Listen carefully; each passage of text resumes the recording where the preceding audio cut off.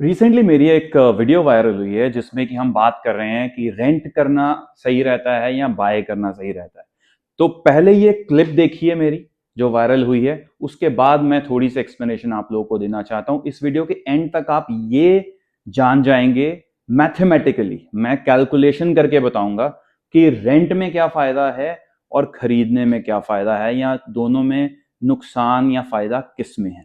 पहले आप ये क्लिप देखिए। अगर आप आज कोई भी रियल एस्टेट खरीदते हो लोन लेकर, मान लीजिए 1 करोड़ के घर की हम एग्जांपल लेते हैं। 1 करोड़ के घर के लिए मान लीजिए आपने 20% डाउन पेमेंट करी, 80 लाख का आपने लोन लिया, उसकी 25 साल की किस्त आपकी करीब 60-65 हजार से ज्यादा की नहीं आने वाली है। ठीक है, अब इन 25 साल में अगर आप सारा पैसा दोगे बैंक को तो करीब करीब आप डबल दोगे 25 साल में। और अगर उसी घर में आप अगर रेंट पे रहते हो 1 करोड़ के घर में, तो आपका साल का 2 लाख रेंट, 2 से 3 लाख रेंट होगा। मतलब आज की रेट में तो आप गुड़गांव नोएडा में आप 3 लाख ही मान के चलो कि 2.5 से 3% आपका रेंट होता ही है। तो अगर मैं आज घर ले रहा हूं, अब मैं उसको रेंट कर रहा हूं, दो अलग अलग एग्जाम्पल लेते हैं। अगर रेंट कर रहा हूं तो मुझे उसके ऊपर आज की रेट में 3 लाख रुपए देने पड़ेंगे, और अगर मैं उसको खरीद रहा हूं तो मुझे लगभग उसके ऊपर 8% के हिसाब से करीब 8 लाख देने पड़ेंगे। एक जगह 3 लाख, एक जगह 8 लाख देने पड़ेंगे। एक तरफ मैं ओनर बन रहा हूं, अभी बना नहीं हूं बिकॉज बैंक से लोन लिया, और एक तरफ मैं उसको रेंट पे ले रहा हूं। वहां तो मैं ओनर कभी बनूंगा ही नहीं बिकॉज मैं रेंट पे ले रहा हूं। अब इसी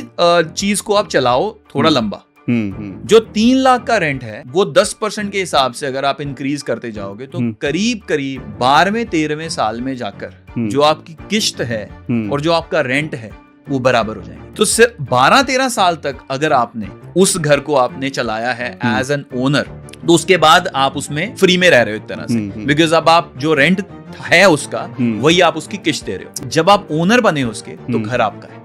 इधर आप 12वें साल तक आप सिर्फ रेंट दे रहे थे और घर नहीं हुआ आपका। इधर आपने 12वें साल तक किस्त दी और ये घर आपका हो गया। उसके बाद के साल आपके फ्री हैं।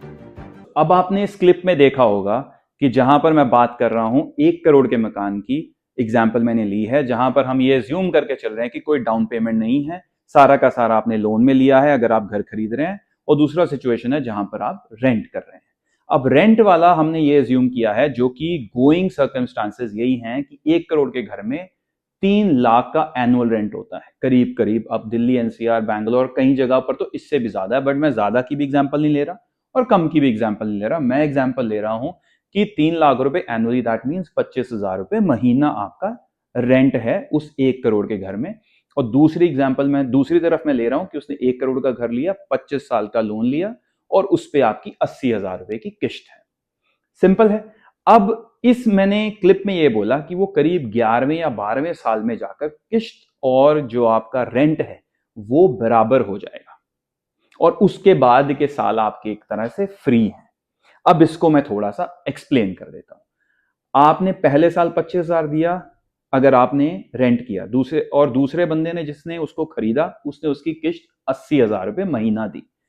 ये सिलसिला चलता रहा। जो 25,000 वाला रेंट है वो हर 11 महीने के बाद 10% से इंक्रीज होगा, क्योंकि हर रेंट अग्रीमेंट में जो लोग रेंट पे रहते हैं वो जानते होंगे कि हर 11 महीने के बाद आपका रेंट अग्रीमेंट में रेंट में रिवीजन होती है बाय 10%। कई केसेस में वो ओनर के साथ बात करके सेटलमेंट कर लेते हैं, कभी नहीं करते हैं, कभी 5% होता है, कभी 6% होता है। कई केसेस में ओनर कहता है नहीं मैं ज्यादा ही लूंगा, मैं 10% से भी ज्यादा लूंगा।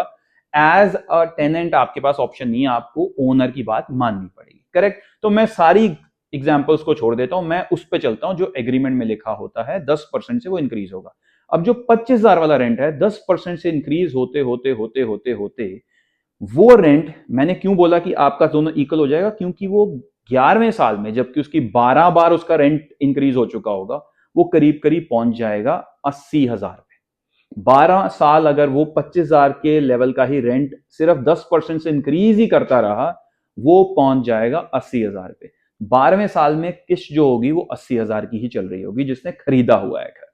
अब इसके बाद की सिचुएशन, इसके पहले तक की सिचुएशन में लोगों ने कहा कि हाँ जो डिफरेंशियल अमाउंट है वो तो इन्वेस्ट करेगा, मैं डिनाई नहीं कर रहा हूं, वो इन्वेस्ट करेगा। और मैं आपको बताता हूं इसकी कैलकुलेशन भी मैंने करी है। अगर वो डिफरेंशियल अमाउंट जैसे पहले साल में वो 25,000 रेंट दे रहा था और एक इंसान था जो 80,000 रुपए की किस्त दे रहा था, तो डिफरेंस कितना हुआ? 55,000 रुपए। उसके अगले साल वो कम हो जाएगा, उसके अगले साल और डिफरेंशियल कम हो जाएगा बिकॉज रेंट बढ़ रहा है पर किस्त उतनी है। अगर वो ऐसे 11 से 12 साल इन्वेस्ट करता रहा तो उसके पास जो रेंट पे रह रहा है करीब करीब, म्यूचुअल फंड में अगर उसने इन्वेस्ट किया 12% के हिसाब से, उसके पास करीब करीब 1,25,00,000 रुपए का कॉर्पस होगा। ये बात यहां तक बिल्कुल स्पष्ट, आई एम श्योर आप लोगों को भी समझ आ गई होगी कि एक इंसान किस्त दे रहा है, एक इंसान रेंट दे रहा है, रेंट कम है, किस्त ज्यादा है, जो डिफरेंशियल पैसा था वो उसने इन्वेस्ट किया म्यूचुअल फंड में, 12% का रिटर्न मिला और उसको करीब करीब टोटल 1,25,00,000 का कॉर्पस इकट्ठा हो गया। बट इसके बाद की सिचुएशन, अब जब उसका रेंट ज्यादा है और किस्त 80,000 है, एक तरफ 12वें साल में किस्त 80,000 होगी, रेंट 88,000 हो जाएगा, 13वें साल में रेंट 96-97,000 हो जाएगा और इसी तरह ये धीरे धीरे धीरे धीरे बढ़ता जाएगा और जो किस्त है वो 80,000 80,000 80,000 25वें साल तक भी 80,000 ही चलेगी। अब जैसे हमने ये माना था कि पहले जब वो रेंट वाला इंसान रेंट कम दे रहा था और किस्त वाला इंसान किस्त ज्यादा दे रहा था, अब 12वें साल के बाद रेंट वाला इंसान रेंट ज्यादा देगा और किस्त वाला इंसान किस्त कम देगा। तो जैसे उसने इन्वेस्ट किया था वैसे ही अब ये वाला बंदा भी इन्वेस्ट करेगा अगले 13 या 14 साल के लिए। और ये जब इन्वेस्ट करेगा अगले 13 या 14 साल के लिए, पहले साल जैसे उसका 80,000 रेंट था, इसका 80,000 रेंट था, 11वें साल में तो दोनों बराबर, कोई इन्वेस्ट नहीं कर रहा। उसके बाद जब रेंट वाले का रेंट 88,000 हो जाएगा और इसकी किस्त 80 होगी, तो हम ये मान के चल रहे हैं कि वो जो 8,000 का डिफरेंस है मंथली, वो ये इन्वेस्ट करना शुरू करेगा। पहले साल 8,000 होगा, उसके अगले साल जब वो उसका रेंट 97,000 हो जाएगा तो ये 17,000 रुपये महीना इन्वेस्ट करेगा और फिर उसके बाद वो इंक्रीज होता जाएगा। लास्ट 25वें साल में जो ईएमआई दे रहा है वो करीब 80,000 रुपये इन्वेस्ट कर रहा होगा और 80,000 रुपये की किस्त दे रहा होगा, और जो इंसान रेंट कर रहा है वो 1,60,000 रुपए का रेंट मंथली दे रहा होगा। अब मैं आपको बताता हूं, जो इंसान ने ईएमआई पे घर लिया वो घर तो उसके पास आ गया और जो रेंटर था उसके पास वो घर नहीं है क्योंकि उसने रेंट ही दिया है, पर उसके पास क्या है, उसके पास वो 1,25,00,000 का कॉर्पस था जो कि उसके पास 11 साल में बना था। वो उसको अगर 14 साल उसमें से कुछ नहीं निकालता, कुछ इन्वेस्ट नहीं कर सकता क्योंकि वो रेंट दे रहा है, वो बढ़ता बढ़ता 2 बार करीब करीब डबल हो जाएगा। 1,25,00,000 से लेकर वो 2,50,00,000 हो जाएगा और 2,50,00,000 से वो बढ़ के 5 करोड़ हो जाएगा। तो सिचुएशन ये है कि 25 साल में उसने रेंट पे लिया और जो डिफरेंशियल अमाउंट था वो इन्वेस्ट करता रहा, 11 साल तक इन्वेस्ट किया, 25वें साल तक वो 2 बार और डबल हो गया और वो पहुंच गया 5 करोड़ तक।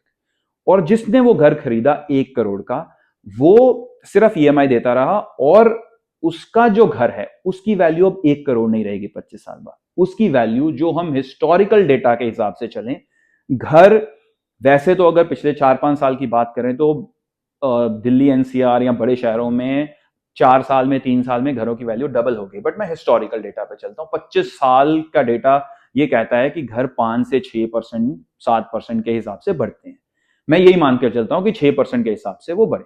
6% के हिसाब से अगर वो घर हर साल बढ़ेगा, पहले साल से लेकर 1 करोड़ से लेकर 25वें साल तक, वो घर करीब करीब 4.5 करोड़ का हो जाएगा वैल्यूएशन में।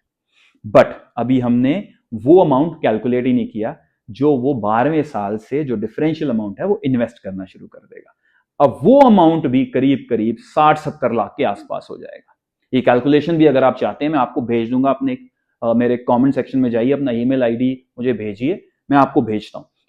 अब हम कहां खड़े हैं, सिचुएशन ये है कि जिसने करीब 25 साल सिर्फ रेंट दिया, उसी घर में रहा, 10% के हिसाब से उसका रेंट इंक्रीज हुआ, उसके पास 5 करोड़ का कॉर्पस है बिकॉज उसने जो डिफरेंशियल था वो म्यूचुअल फंड में इन्वेस्ट किया।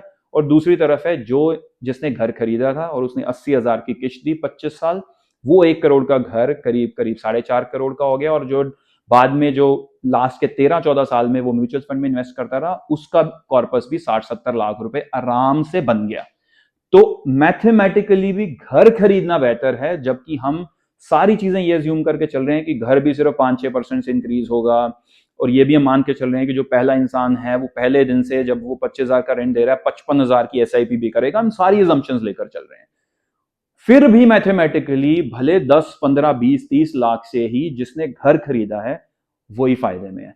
बट अगर आपको इसकी कैलकुलेशन चाहिए, मुझे पता है कैलकुलेशन थोड़ी हैवी है, मैं आपको भेज दूंगा, मेरे पास एक्सेल शीट रेडी है, मैं आपको भेज भी दूंगा। आपने ईमेल आईडी मुझे शेयर करिए, मैं डेफिनेटली आपको ये भेजता हूँ। और फिर भी अगर कोई क्वेश्चन आपको है मैथमेटिकली, अगर आप जानना चाहते हैं, आप मुझसे पूछिए। अब इसका एक एंड करने से पहले मैं एक चीज और बात करना चाहता हूं कि अब ये डिसीजन आपके हाथ में है कि आपको इमोशनल एंगल से सोचना है, क्योंकि मैथमेटिकली कोई फर्क नहीं पड़ेगा अगर आप रेंट में रहेंगे या आप अपना घर लेकर रहेंगे। मैथमेटिकली कोई फर्क नहीं पड़ेगा, दोनों में लगभग अगर 10 20 30 लाख रुपए घर खरीद के आपको बेनिफिट भी हो रहा है, वो भी मैथमेटिकली मैं ओवर 25 साल के उसमें डिफरेंस में कोई ज्यादा चीज नहीं मानता हूं। मैथमेटिकली कोई डिफरेंस नहीं है। अब आपका ये खुद का डिसीजन होना चाहिए कि मुझे घर लेना है या मुझे लिक्विडिटी चाहिए, मैं अभी सेटल नहीं हूं, मैं जब सेटल होऊंगा तब मैं घर लूंगा, मुझे मोबिलिटी चाहिए, मैं इतना बड़ा डेट नहीं लेना चाहता। जो आपको सूट करता है आप वो करिए, रादर देन थिंकिंग कि मैथमेटिकली क्या चीज होगी। मैथमेटिकली मैंने आपको आज ये चीज पूरी क्लियर करके दे दी है। फिर भी आपको ये एक्सेल शीट चाहिए मेरे से, तो मैंने जैसे कहा आप मुझे कमेंट करिए, मैं आपको ये ईमेल करता हूं। और फिर उसके बाद अगर आप डिस्कशन करना चाहते हैं आप मुझे कमेंट करिए, मैं इसके ऊपर एक और फॉलो अप वीडियो भी बनाने के लिए रेडी हूं। Thank you very much.